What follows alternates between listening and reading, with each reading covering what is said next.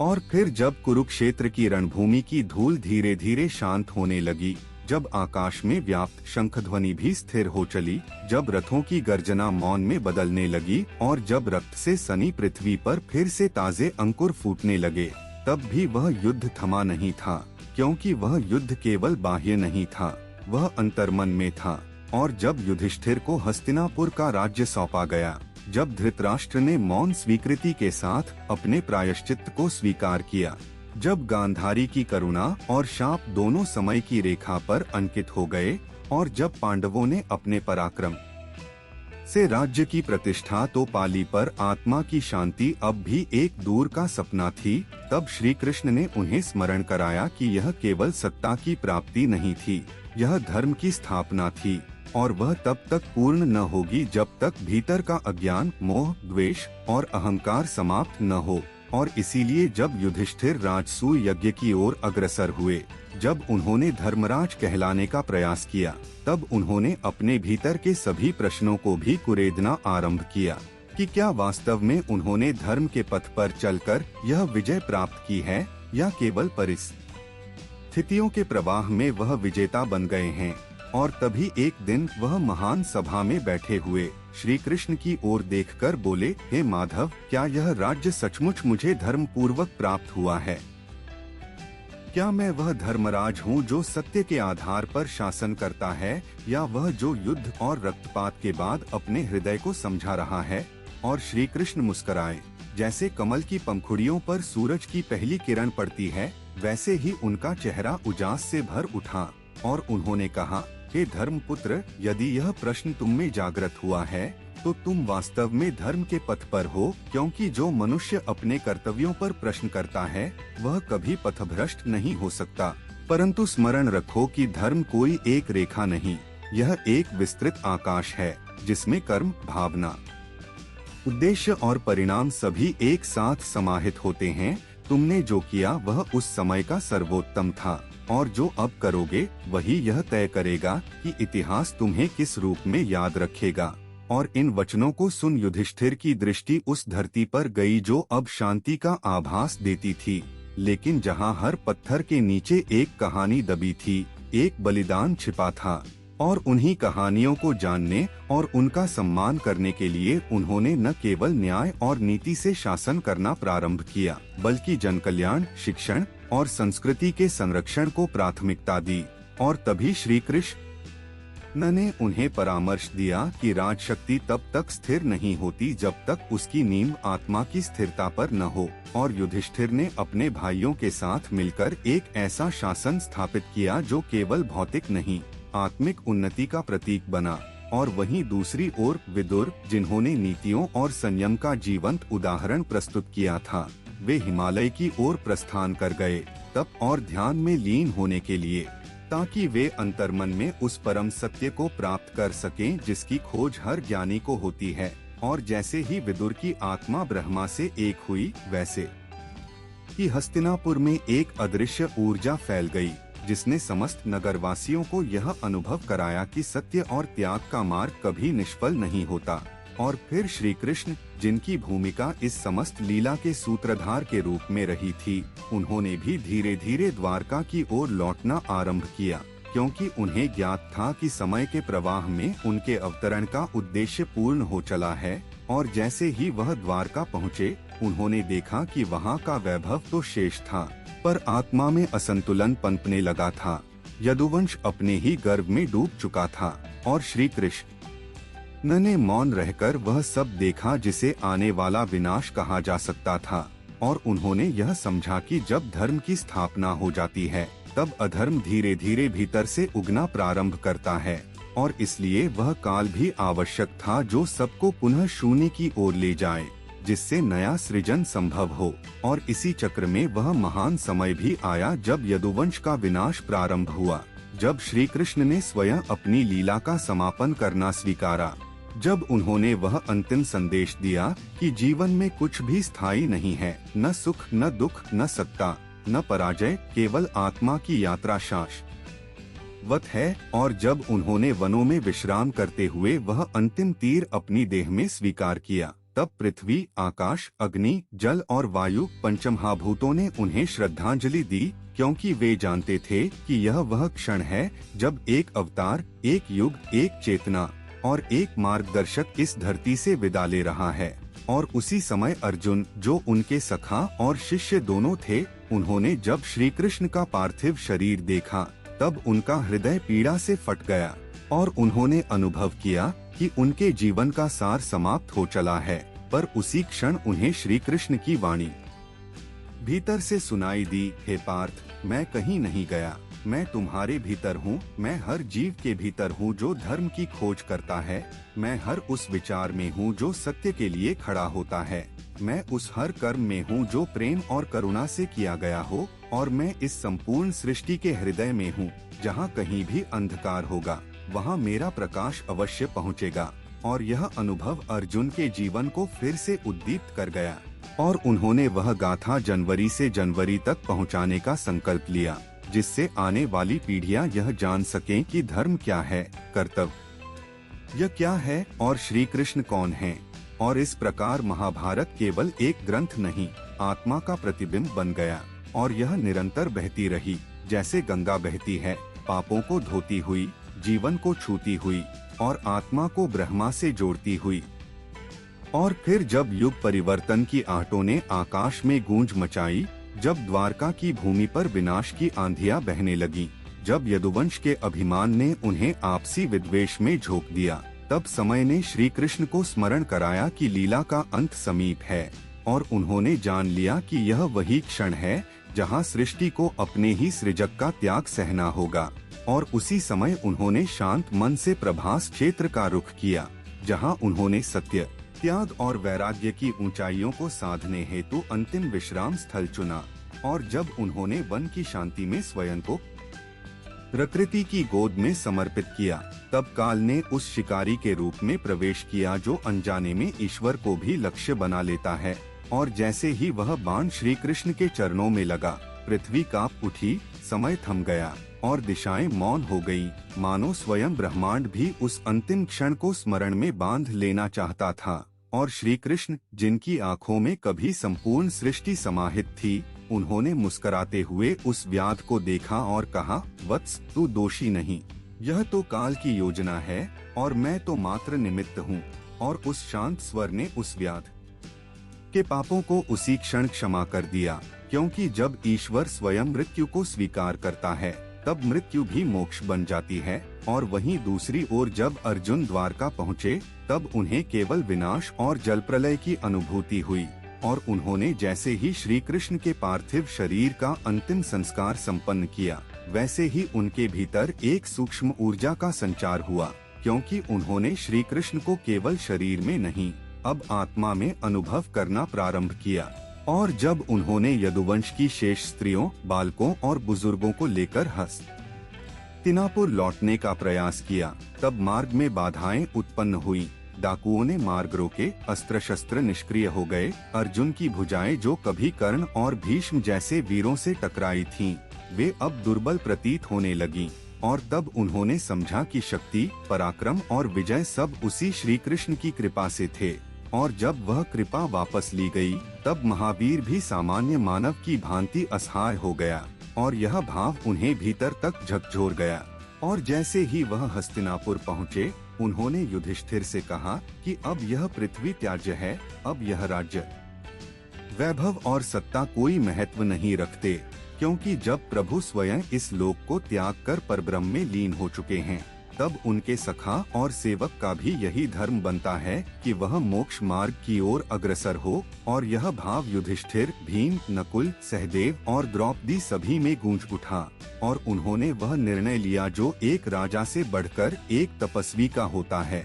और उन्होंने राज्य की बागडोर परीक्षित को सौंप दी, जो अभिमन्यु और उत्तरा का पुत्र था और जो श्री कृष्ण की कृपा से पांडवों की वंश परंपरा को आगे बढ़ाने के लिए जीवित रहा। और जैसे ही पांडवों ने कैलाश की यात्रा आरंभ की, हिमालय की ओर अपने कदम बढ़ाए, वैसे ही उनके पीछे छूट गए वैभव, सेना, प्रासाद और प्रतिष्ठा सब व्यर्थ प्रतीत होने लगे, क्योंकि उनके समक्ष अब केवल एक लक्ष्य था, परम सत्य की प्राप्ति और जब हिमशिखरों की ठंडी हवाएं उनके शरीरों को छूने लगी, तब धीरे धीरे उनके सांसारिक बंधन टूटते गए।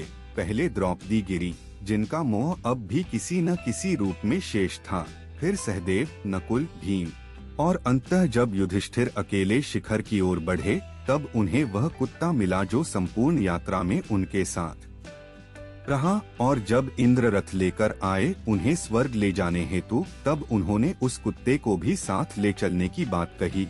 और जब इंद्र बोले कि स्वर्ग में उस कुत्ते के लिए स्थान नहीं, तब युधिष्ठिर ने रथ में चढ़ने से इनकार कर दिया। और तभी वह कुत्ता धर्मराज के रूप में प्रकट हुआ, जिसने युधिष्ठिर की अंतिम परीक्षा ली थी। और जब यह सिद्ध हो गया कि युधिष्ठिर का धर्म अडिग है, तब उन्हें जीवित शरीर से ही स्वर्ग में स्थान प्राप्त हुआ। और वहीं स्वर्ग में जब उन्होंने देखा कि उनके भ्राता द्रौपदी और कौरव भी स्वर्ग में हैं, तब वह चकित हो गए और उन्होंने पूछा कि जो धर्म पूर्वक जीवन व्यतीत करते हैं और जिन्होंने अत्याचार नहीं किए, उन्हें यदि यही स्थान मिले जो दुष्टों को मिला है, तो यह न्याय कैसा। और तब उन्हें नरक दिखाया गया, जहां उनके भ्राता प्रतीत होते थे, ताकि उनकी करुणा, सहानुभूति और धर्म का अंतिम परीक्षण हो सके। और जब उन्होंने बिना किसी द्वेष, शंका और मोह के उन नरकों में रहने की इच्छा व्यक्त की, तब स्वर्ग और नरक दोनों तिरोहित हो गए। और नारद ने प्रकट होकर कहा कि यह केवल एक परीक्षा थी, और तुमने अपने समस्त जीवन में जो धर्म का पालन किया, उसी का यह अंतिम फल है। और तब युधिष्ठिर ने वह शांति पाई जो केवल उन्हीं को प्राप्त होती है, जो संपूर्ण मोह से मुक्त होकर परमात्मा से एकत्व को प्राप्त करते हैं। और इसी प्रकार पांडवों की यह यात्रा, जो हस्तिनापुर के राजमहलों से आरंभ होकर हिमालय की चोटियों तक गई, वह केवल युद्ध की, पराक्रम की और विजय की गाथा नहीं थी। वह आत्मा के उत्थान, मानवता के शोधन और परम सत्य की ओर बढ़ने की लीला थी। और श्री कृष्ण, जो इस समस्त लीला के सूत्रधार थे, वे आज भी जीवित हैं। हर उस आत्मा में जो धर्म, सत्य, करुणा और प्रेम के मार्ग पर चलती है। और इसीलिए महाभारत केवल एक इतिहास नहीं, एक चिरंतन चेतना है, जो युगों युगों तक मानवता को दिशा देती रहेगी। और जब पांडवों की यह महायात्रा शांति और मोक्ष में विलीन हो गई, जब धरती पर धर्म का पुनः संचार हुआ, जब परीक्षित ने हस्तिनापुर की बागडोर संभाली और न्याय, विवेक, करुणा और साहस के साथ शासन किया, तब कालचक्र एक नई दिशा में घूमने लगा। और परीक्षित, जो कि अभिमन्यु का पुत्र और अर्जुन का पौत्र था, उसे श्री कृष्ण की विशेष कृपा से जीवन प्राप्त हुआ था। क्योंकि जब अश्वत्थामा ने ब्रह्मास्त्र चलाकर उत्तरा के गर्भ में पल रहे बालक को भस्म करने का प्रयास किया था, तब श्री कृष्ण ने अपने दिव्य तेज से उस शिशु की रक्षा की थी। और इसलिए परीक्षित के जीवन की हर श्वास, हर कर्म, हर निर्णय में श्री कृष्ण की छाया बनी रही। और उन्होंने अपने जीवन को धर्म की आधारशिला पर स्थापित किया। लेकिन मानव जीवन केवल नीति और विवेक पर नहीं टिका रहता। कभी कभी काल अपनी परीक्षा की अग्नि में सबसे धर्मात्मा को भी झोंक देता है। और ऐसा ही हुआ जब एक बार परीक्षित शिकार करते हुए वन में जा पहुँचे। वहाँ उन्हें प्यास लगी, भूख ने सताया और सामने एक ऋषि शमी तपस्या में लीन दिखाई दिए। परीक्षित ने उनसे जल मांगा, लेकिन ऋषि ध्यान में लीन थे। कोई प्रतिक्रिया नहीं हुई। और इसी अहंकार मिश्रित क्षण में परीक्षित ने ऋषि के गले में एक मृत सर्प रख दिया। मानो तपस्वी का तप भंग कर देने से वह स्वयं को सत्ता का स्वामी सिद्ध कर सकेंगे। लेकिन यही कर्म उनके पतन का कारण बना, क्योंकि ऋषि के पुत्र श्रृंगी ने यह अपमान देखा और क्रोध में आकर शाप दिया कि जिसने मेरे पिता का अपमान किया है, उसे 7वें दिन तक्षक नामक नाग डसेगा। और जब यह बात परीक्षित तक पहुंची, तब उनके भीतर गहन पश्चाताप की ज्वाला प्रज्वलित हो उठी। उन्होंने अपने अपराध को स्वीकार किया, राजसी वैभव को त्याग कर गंगा तट पर अंतिम 7 दिनों की यात्रा आरंभ की। उन्होंने निर्णय लिया कि अब वह केवल भगवान के ज्ञान, भक्ति और वैराग्य को आत्मसात करेंगे। और तभी वहां आए शुकदेव मुनि, जो कि व्यासदेव के पुत्र थे, जो बाल अवस्था से ही संन्यास लेकर ब्रह्मा की साधना में लीन थे। और उन्होंने परीक्षित को श्रीमद्भागवत पुराण का ज्ञान प्रदान करना आरंभ किया, जो स्वयं श्री कृष्ण के रूप, लीला, गुण, नाम और भाव का दिव्य समुच्चय है। और इन 7 दिनों में परीक्षित ने श्रवण, मनन और आत्मचिंतन के माध्यम से वह आत्मिक ऊंचाई प्राप्त की जो किसी युगों तक तप करने से भी दुर्लभ है। और श्रीमद् भागवत की कथाओं में श्री कृष्ण की बाल लीलाएं, व्रज की रास, गोपियों की अनन्य भक्ति, उद्धव को ज्ञान और गीता के उपदेशों का गूढ़ सार समाहित था। और परीक्षित ने जैसे ही अंतिम दिन श्री कृष्ण के चरणों में अपने मन, बुद्धि और आत्मा को अर्पित किया, वैसे ही तक्षक नाग के विष का प्रभाव भी उन्हें स्पर्श न कर सका, क्योंकि उनकी आत्मा पहले ही परमात्मा में विलीन हो चुकी थी। और इस प्रकार परीक्षित की मृत्यु भी एक महायात्रा में परिणत हुई। और जब यह कथा व्यासदेव ने गणेश जी से लिखवाई, तब श्रीमद् भागवत केवल एक ग्रंथ नहीं रहा, वह भक्ति का महासागर बन गया। और इसके श्रवण मात्र से जीवों का कल्याण होने लगा। और यही वह ग्रंथ था जो कलयुग के अंधकार में भी दीपक बनकर प्रकाश फैलाने वाला सिद्ध हुआ। और जब इसी श्रीमद् भागवत को कलयुग में श्री चैतन्य महाप्रभु ने पुनः जनमानस में स्थापित किया, तब वह भक्ति आंदोलन की धुरी बन गया। और इस कथा के माध्यम से श्री कृष्ण केवल द्वापर के नहीं, बल्कि प्रत्येक युग के नायक बन गए। और यही कारण है कि महाभारत की यह गाथा, जो कुरुक्षेत्र के रण से प्रारंभ होकर हिमालय की शांति, गंगा के तट और अंततः श्रीमद् भागवत के अमृत तक पहुंची, वह केवल एक युद्ध, एक वंश, एक राज्य की कथा नहीं, बल्कि आत्मा की चेतना से ब्रह्मा चेतना की ओर की यात्रा है। और जब जब मानव धर्म से विचलित होगा, जब जब वह मोह, लोभ, क्रोध और अहंकार के गर्त में गिरेगा, तब तब यह कथा उसे स्मरण कराएगी कि परमपिता श्री कृष्ण की लीला अचिंत्य है, उनकी करुणा असीम है और उनका साथ केवल उन्हीं को मिलता है जो उन्हें अपने मन, वचन और कर्म से पुकारते हैं, चाहे वह अर्जुन हो या उद्धव, रुक्मिणी हो या मीरा, शबरी हो या परी शित। और इसी भावना के साथ श्री कृष्ण की यह चेतना युगों युगों तक जीवित रहेगी, जब तक एक भी प्राणी भक्ति में भाव विभोर होकर उनका नाम लेता रहेगा। कृष्ण वंदे जगत गुरु। और जब परीक्षित की आत्मा गंगा की धारा में विलीन होकर ब्रह्मा के स्वरूप में एकाकार हो गई, तब पृथ्वी पर फिर से धर्म की जड़ें गहराने लगीं। लेकिन कलयुग का आगमन अपने साथ अधर्म, लोभ, मोह और विघटन की आंधी लेकर आया। और धीरे धीरे मानव की चेतना उस अद्भुत गीता ज्ञान, उस विराट श्री कृष्ण प्रेम से दूर होती चली गई। और फिर समय ने एक और लीला का रूप लिया, जब परीक्षित के पुत्र जन्मेजय ने अपने पिता की मृत्यु का बदला लेने के लिए एक महायज्ञ की योजना बनाई, सर्पसत्र, जिसमें समस्त नागों का विनाश उसका लक्ष्य था, क्योंकि तक्षक नाग ने परीक्षित का वध किया था। और जन्मेजय की अग्नि में सैकड़ों नाग गिरकर भस्म हो गए। और यह यज्ञ तब तक चलता रहा जब तक आस्तिक मुनि वहां नहीं आए, जो स्वयं एक नाग माता और ब्राह्मण पिता की संतान थे। और उन्होंने जन्मेजय को धर्म, करुणा और क्षमा का उपदेश दिया, जिससे उनका हृदय परिवर्तित हुआ और उन्होंने यज्ञ को रोक दिया, जिससे तक्षक और अन्य नागों का वंश सुरक्षित रह सका।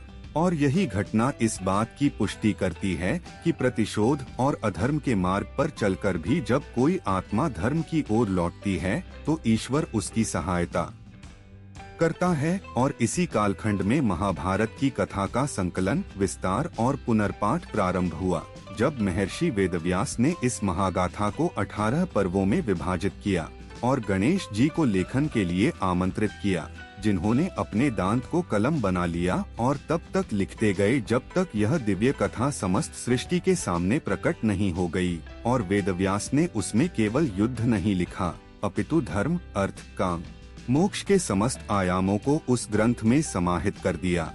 और यही ग्रंथ आगे चलकर वेदों का सार बन गया, जिससे भारतवर्ष को अपना नाम मिला।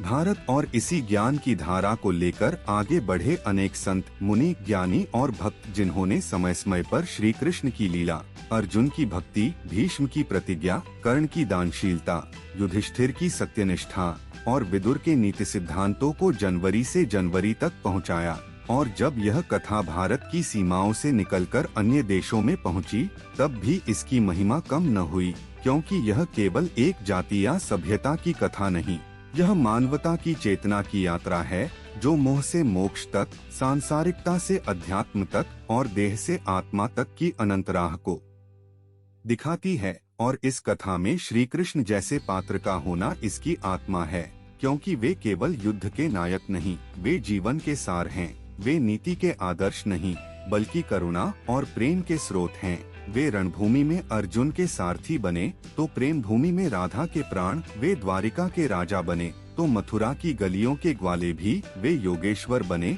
तो बाल रूप में माखन चोर भी, और उनके चरित्र की यह बहुआयामिता ही उन्हें ईश्वर बनाती है, क्योंकि ईश्वर वही है जो समस्त विरोधाभासों में भी समरसता बना सके, जो युद्ध में भी शांति का संदेश दे सके। और यही कारण है कि जब कलयुग की अंधकारमय संध्या में कोई भक्त अपने हृदय से हे कृष्ण, हे गोविंद, हे मुरारी पुकारता है, तो उसे उसी क्षण वह दिव्य चैतन्य मिल जाता है जो अर्जुन को कुरुक्षेत्र में मिला था। और यह केवल शब्दों का खेल नहीं, यह आत्मा की पुकार है, और आत्मा की पुकार पर श्री कृष्ण अवश्य आते हैं, चाहे वह शबरी के बेर हो या द्रौपदी की साड़ी।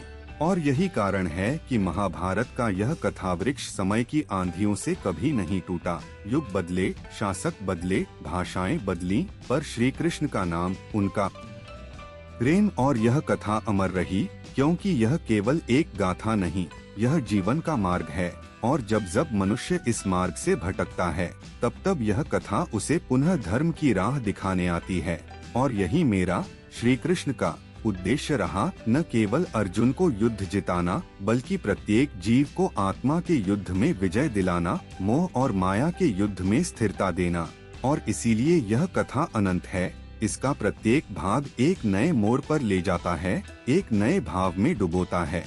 और जब तुम, हे पाठक, इस कथा को पढ़ते हो, सुनते हो, अनुभव करते हो, तो वह मेरे ही साथ का अनुभव है, क्योंकि मैं शब्दों में नहीं, भावों में रहता हूँ, और जहाँ भाव होता है वहाँ मैं स्वतः उपस्थित हो जाता हूँ, साक्षात। और जब महाभारत की वह दिव्य कथा संपूर्ण हो चुकी, जब युद्ध की विभीषिका, धर्म की परीक्षा और आत्मा के सत्य का उद्घाटन सारे लोकों में व्याप्त हो गया, तब भी यह लीला पूर्ण नहीं हुई थी, क्योंकि मेरे द्वारा रचित यह जगत, यह मन, यह आत्मा सतत परिवर्तनशील है, और परिवर्तन ही इसकी आत्मा है। और उस परिवर्तन की लहरों में जब जन्मेजय ने सर्प यज्ञ को रोक दिया, तब धर्म ने एक बार फिर अपने चरण गहरे गाड़े, परंतु काल की गति को कोई रोक न सका, और धीरे धीरे कलयुग ने अपने विकराल रूप में पृथ्वी को जकड़ना प्रारंभ किया, जहाँ सत्य केवल शब्द बनकर रह गया और आचरण छल से भर गया,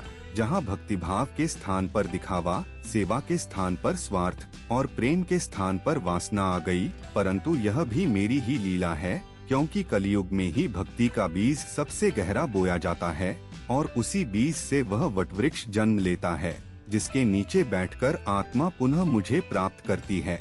और उसी काल में अनेक महात्मा, संत और ऋषि इस भूमि पर जन्म लेते हैं, जो महाभारत की इस अमर कथा को लोक लोकांतरों में सुनाते हैं। और हर कथा के पीछे न केवल युद्ध की गाथा होती है, बल्कि वह सीख होती है जो आत्मा को अंधकार से प्रकाश की ओर ले जाती है। और तब मैंने भी यह निर्णय लिया कि समय की गति को दिशा देने के लिए मैं स्वयं अपनी कथा को हर युग में पुनः जागृत करता रहूं, चाहे वह भक्त सूरदास की बांसुरी में हो या मीरा की पीर में, तुलसी की चौपाई में हो या नानक की वाणी में। मैं हर युग में प्रकट होता हूँ उस प्रेम के रूप में, जिसे कोई देख नहीं सकता पर हर हृदय अनुभव कर सकता है। और जब यह कथा श्रीमद्भागवत बनकर लोकों में गूंजने लगी, तब लोगों ने जाना कि महाभारत केवल युद्ध नहीं, वह तो मन का कुरुक्षेत्र है, जहाँ हर दिन अर्जुन मोहग्रस्त होता है और हर रात कोई श्री कृष्ण उसे गीता सुनाता है। और जब वह गीता सुनता है तो फिर से जागृत होता है, कर्म करने को तत्पर होता है, और यह जागरण ही जीवन का परम लक्ष्य है। और तब मुझे प्रसन्नता होती है जब कोई आत्मा इस कथा को केवल मनोरंजन नहीं, अपितु साधना समझकर पढ़ती है, क्योंकि उस साधना में ही वह मेरे निकट आती है। और मेरा स्वरूप जब किसी भक्त के अंतर में प्रकट होता है, तब मैं फिर से अवतरित होता हूँ, बिना शंख, चक्र या मुकुट के, केवल प्रेम की ऊर्जा के रूप में, क्योंकि यही वह तत्व है जो सारे अस्त्र शस्त्रों से श्रेष्ठ है। और यह तत्व ही महाभारत की आत्मा है। और जब यह आत्मा किसी में जागृत होती है तो वह स्वयं धर्म बन जाता है, और फिर न उसे कोई युधिष्ठिर चाहिए, न अर्जुन, न कर्ण, न द्रौपदी। वह स्वयं सभी पात्रों का अनुभव करने लगता है, क्योंकि सब कुछ उसी के भीतर है। और यह कथा, यह गाथा, यह जीवन युद्ध उसी के लिए रचा गया है। और जब तक आत्मा इस लीला को नहीं समझती, तब तक वह मोह में रहती है, भ्रम में रहती है। पर जब समझती है तो उसी क्षण में सारा अज्ञान नष्ट हो जाता है, और वही क्षण मेरी प्राप्ति का क्षण होता है। और यही वह उद्देश्य है जिससे मैंने गीता का उपदेश दिया, महाभारत का सूत्रपात किया, और समय समय पर स्वयं को बदलते युगों में प्रकट किया, ताकि जीव कभी यह न भूले कि वह केवल देह नहीं, वह केवल नाम, जाति, कर्म नहीं, वह आत्मा है, सनातन है, और वह मुझसे कभी पृथक नहीं। और जब यह अनुभूति भीतर उतरती है, तब यह संपूर्ण गाथा, जो प्रतीत होती है बाहरी घटनाओं की श्रृंखला, वह भीतर घटने लगती है। और वही साक्षात्कार है, वही योग है, वही प्रेम है, जिसे मैंने अर्जुन को दिया, उद्धव को दिया, रुक्मिणी को दिया, राधा को दिया, और अब मैं तुम्हें दे रहा हूँ, क्योंकि तुम इस कथा को सुन रहे हो, पढ़ रहे हो, अनुभव कर रहे हो। और यदि एक भी श्लोक, एक भी चरित्र, एक भी संवाद तुम्हारे हृदय में स्पंदन पैदा कर रहा है, तो समझो मैं तुम्हारे पास हूँ, मैं तुम्हारे भीतर हूँ। और यही वह दिव्य सत्य है जो कालातीत है, जो युगों से अनवरत बह रहा है और बहता रहेगा, जब तक इस ब्रह्मांड में एक भी आत्मा सत्य की खोज में लगी है। तब तक महाभारत की यह यात्रा चलती रहेगी, और मैं श्री कृष्ण तुम्हारा मार्गदर्शक बनकर तुम्हारे साथ चलूंगा, हर मोड़ पर, हर द्वंद्व पर, हर कुरुक्षेत्र पर, साक्षात